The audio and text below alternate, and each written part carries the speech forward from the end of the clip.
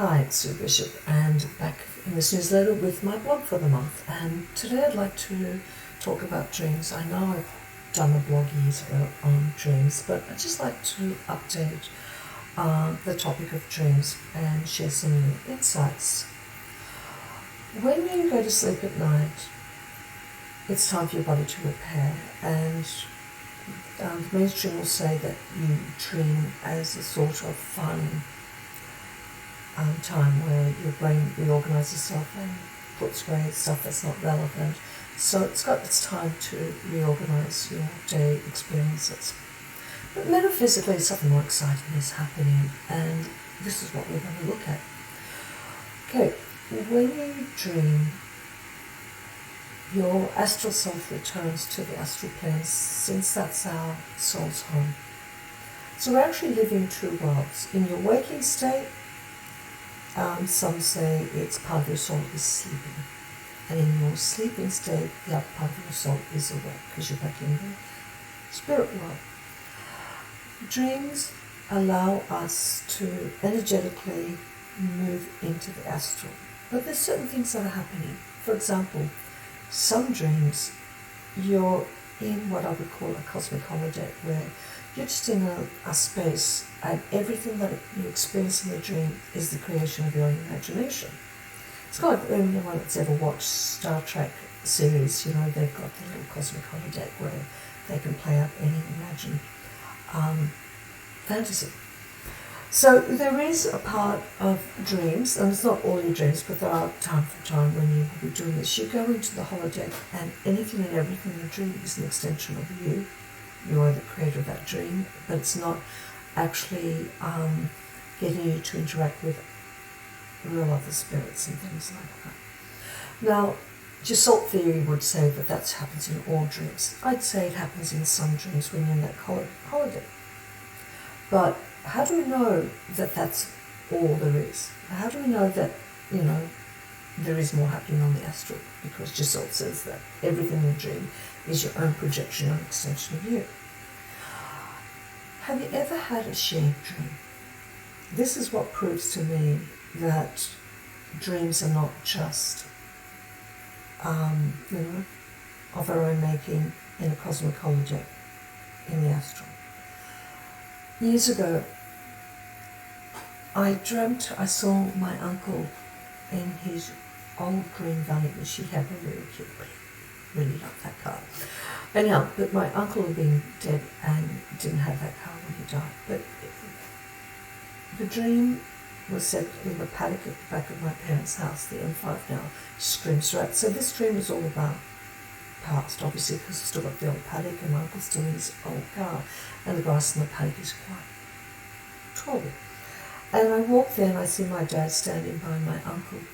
And my uncle's in the car and he's got the window half down, he can't get out, and he's trying to get out of the car and he can't. My uncle at this stage had been dead for 3 weeks in physical time, so he had just crossed over. And I'm looking at my dad and I said, well, let's help him get out of the car. And we were trying to help him get out of the car when I woke up.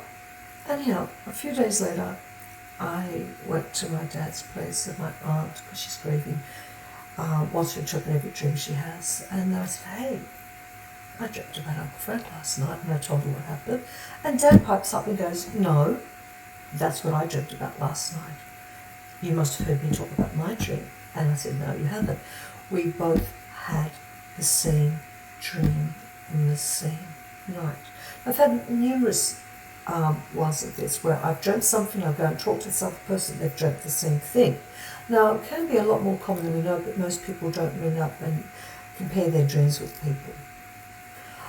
But the fact that my dad had the same experience as me, image for image, in that space, proves to me that Gestalt cannot explain that there's got to be something more happening, something on a spiritual level that's not just the machinations of the mind and the subconscious happening. So we have shared dreams, and unless you've actually spoken to someone, you often don't know that it may have happened. we have dreams that are message dreams. And we're being quite psychic. We're actually talking to spirits. So not only do I talk to my Uncle Frank in that dream, but you can go off into different areas where it's not a shared dream, but you're getting messages. A quick little example of a spirit family member, so for example, passing a message through you because they can't get a message to someone else.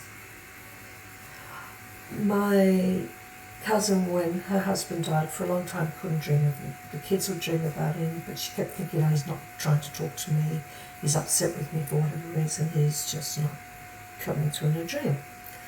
And then I told her about a dream I had, and after that she started dreaming about him. Because there's all this information about the past that I wouldn't have known, and it just kind of clicked to her, wow, his spirit really is there. Anyhow, a few years ago, I dreamt of her husband, John, and he came into a room and he had a heart in his hands. He says, look, can you give it to Rose? She's crying a lot.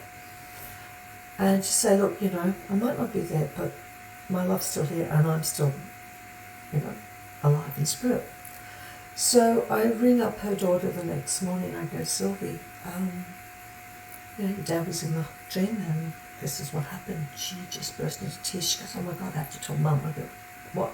She goes, it was the anniversary of his death. And I didn't remember because he's died about 16 years ago. I can't remember the date of his death. She goes, we're pouring over old photos, the whole family, and they're all crying. So on that night, they couldn't get messages because they were all still caught up in their emotion. So he comes through to me to pass the message because he knows that it'll come through. So you will have dreams where you become the messenger for someone else. And often we'll just go, well, that's a random dream. Oh, I dreamt this. And you don't pass the message on because you go, it's a dream. Not realizing, hang on, I'm being a messenger. So when you do have those kind of dreams, bring up the person. May not make sense straight away, but it might later. And other times it just is the healing balm that they need. So we have dreams that are shared.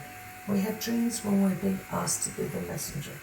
We have dreams when Spirit is giving us messages. We have dreams where our fears are being addressed. We have dreams when we're being taught. We have dreams when our wishes are being fulfilled. I'm not going to go into all the different types of dreams today. I don't have the time. I really want to focus on the ones that people don't pay much attention to, which is the shared dreams, the message dreams. But there's also another kind of dream which I find is happening more and more. It happens more and more to me, and I'm sure it's happening more and more to other people. And it's a split consciousness dream. That's a dream while you're dreaming and you're having the dream in the astral. You've got the visual, you've got the feeling, you've got the senses, you've got everything happening. But you have full awareness of your physical body and the room, your bedroom, and what's going on there. Like the car goes past, if your partner is to snore, whatever. And the two are happening at the same time. They're converging. So part of you is having an experience there, part of you is having an experience there. You've got a splitting of consciousness happening. Now, why is this starting to increase? My belief is that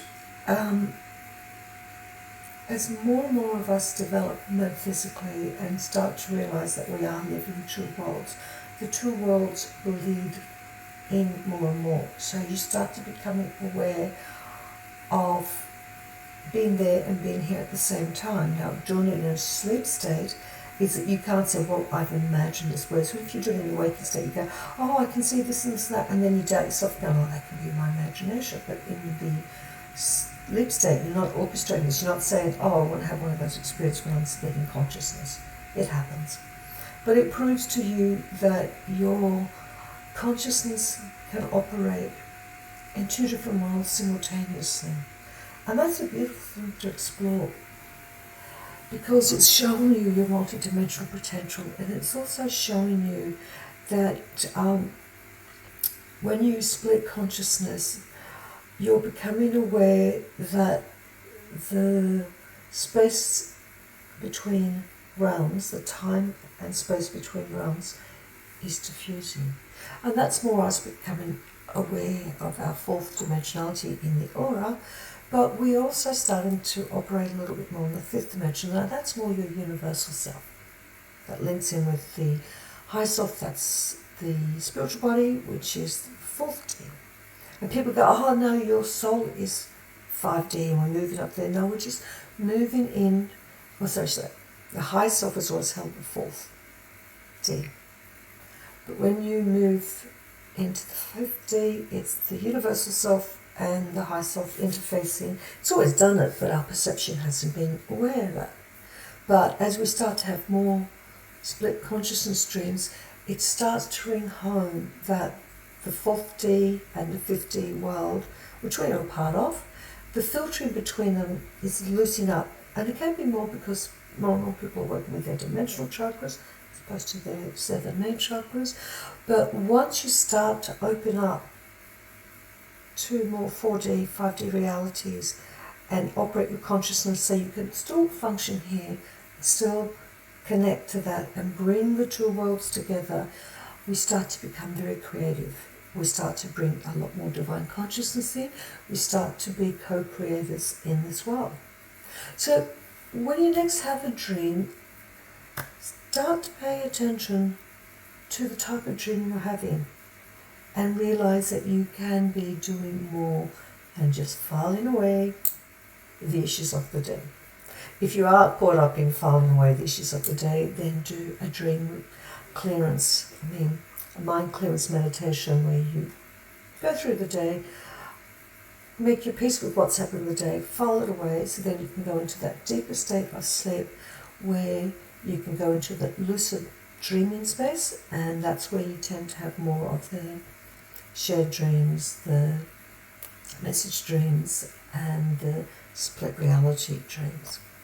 Anyhow, if you have any questions about that, just send me an email and I'll give you some information.